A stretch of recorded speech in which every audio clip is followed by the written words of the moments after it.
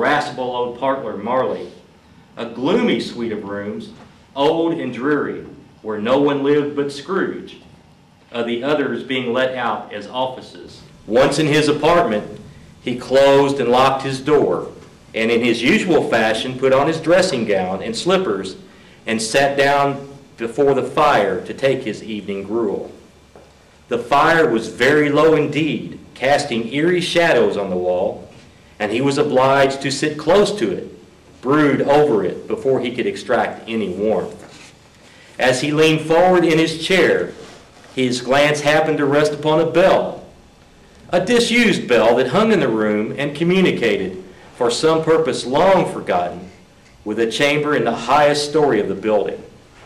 It was with great astonishment and a strange dread, as he looked, he saw this bell begin to swing, first softly, then so loudly that every bell in the house joined in and rang also.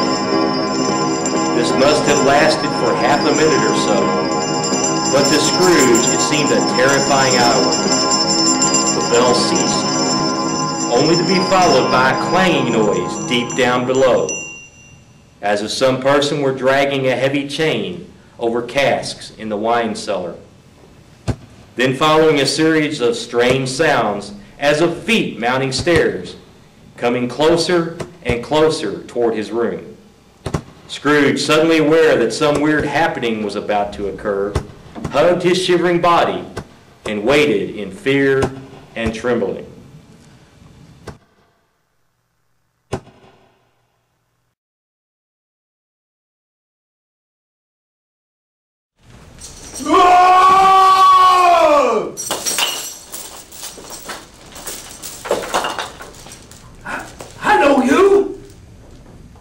I know you!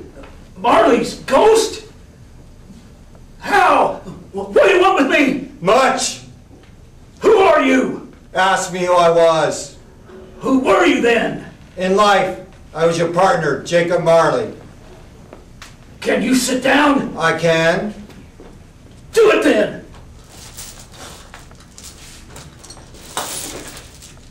You don't believe in me. I don't. What evidence would you have of my reality of that beyond your own senses? I don't know. Why do you doubt your senses? Because a little thing affects them. A slight disorder of the stomach makes it cheat. You may be an undigested bit of beef, a blot of mustard, a crumb of cheese, a fragment of underdone potato. Well, there's more of gravy than of the grave of you, whatever you are. Humbug, I tell you! Oh! Mercy! Dreadful apparition! Why do you trouble me? Man of a worldly mind, do you believe in me or not? I do. I must. But why do spirits travel the earth, and why do they come to me? It is required of every man that the spirit within him should travel among his fellow man.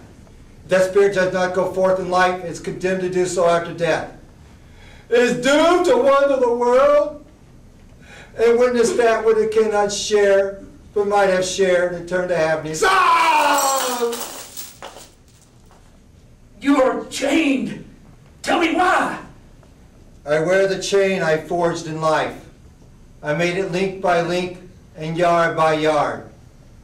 Do you know the strong coil you bear yourself was as long and as heavy as this one 7 Christmas Eves ago, and you have labored on it since. It is a ponderous chain. Jacob.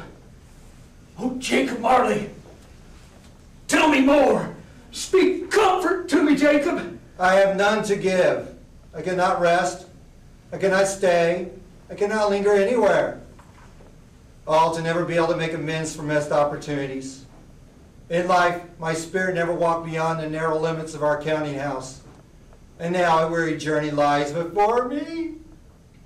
You must have been very slow about it, Jacob. Slow? 7 years dead and traveling all the time? Yes, traveling all the time. No rest, no peace, only the torture of remorse. You must have covered a quantity of ground in 7 years, Jacob. I have. You were always a good man of business, Jacob. Business? Mankind was my business. The common welfare was my business. Charity, mercy, forbearance, benevolence were all my business. My trade was a drop of water in the comprehensive ocean of my business. Listen, Ebenezer, my time is nearly gone. I will, but don't be hard upon me. Don't be flowery, Jacob, pray. How it is I appear before you in a shape that you could see, I do not know. I have sat beside you a many a day. I've come to warn you that you have a chance of escaping my terrible fate. You were always a good friend to me. Thank you. You would be visited by 3 spirits. Is that the chance and hope you mentioned, Jacob? It is. I think I'd rather not. Without their visit, you have no hope of escaping my terrible fate. Expect the first tonight when the bell tolls 1. Couldn't I have them all at once and get it over, Jacob? Expect the second when the bell tolls 2. And the third will show in his own good time. Look to see me no more, Ebenezer. Ah! Look to see me no more. Slowly and quietly the specter floated out upon the dark, bleak night, Scrooge desperate with curiosity behind.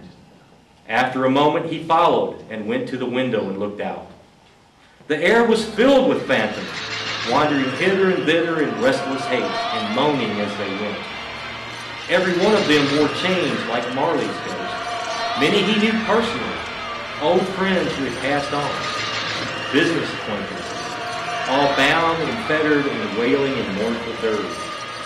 He had been quite familiar with one old ghost in a white waistcoat, with a monstrous iron safe attached to his ankle, who cried piteously at being unable to assist a wretched woman whom he saw in the doorstep below. The misery of them was all quite clear, that they sought to help in human matters and had lost that power forever. With painful sigh, Scrooge closed the window, examined the door by which the ghost had entered. It was double locked, just as he had locked it in early evening. He tried to say humbug, but stopped at the first syllable, and feeling much in need of repose, went straight to his favorite chair and fell asleep on the instant. Subconsciously, from deep in the realms of sleep, Scrooge heard a solitary voice, a girl singing a carol. Holy night, all is calm, all is bright, round yon virgin mother and child, holy infant so tender and mild, sleep in heavenly peace, sleep in heavenly peace. On the instant of one, as he sat there, the lights flashed up in his room. For a moment he blinked, then stared wide-eyed at what he saw before him. Are you the spirit whose coming was foretold me? I am. Who and what are you? I am the ghost of Christmas past. Long past? No, your past. What then? What do you want with me?